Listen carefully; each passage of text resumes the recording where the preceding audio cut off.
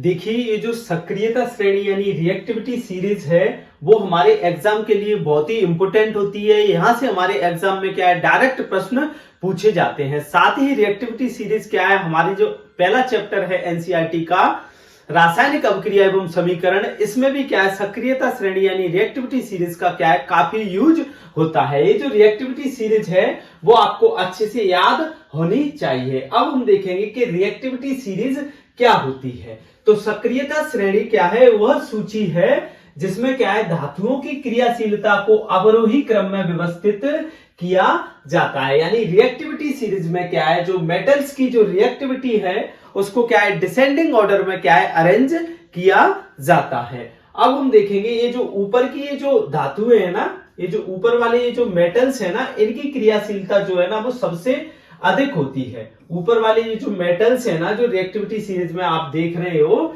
ये सबसे अधिक अभिक्रियाशील यानी मोस्ट रिएक्टिव होते हैं। और ये जो नीचे के मेटल है, सिल्वर एवं गोल्ड, ये सबसे कम अभिक्रियाशील यानी लीस्ट रिएक्टिव होते हैं। तो ये आपको अच्छे से याद रखना है। ये जो आप रिएक्टिविटी सीरीज देख रहे हैं, ये क्या है, आपको डिसेंडिंग ऑर्डर में इसी तरह से अच्छे से याद होनी चाहिए, क्योंकि आपके एग्जाम में ऐसे डायरेक्ट प्रश्न पूछे जाते हैं कि निम्न में से कौन सी धातु की अभिक्रियाशीलता सबसे अधिक है। और ऑप्शन दिया जाएगा आपको पोटेशियम, सोडियम, कैल्शियम और मैग्नीशियम।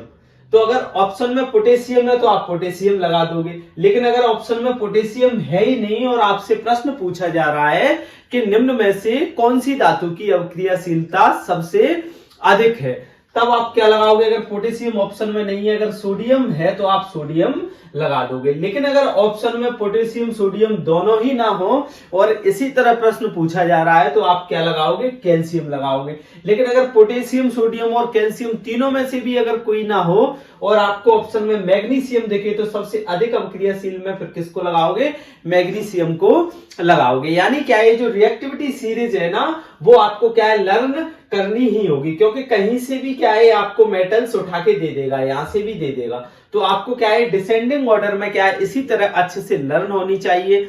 अब क्या है, वैसे आप इसको लर्न नहीं कर सकते, तो मैं आपको क्या है, एक फॉर्मूला बता रहा हूं, इससे आप क्या है, इसको एक बार में अच्छे से क्या है लर्न कर लोगे और एक बार क्या है आपको रिवीजन करना होगा।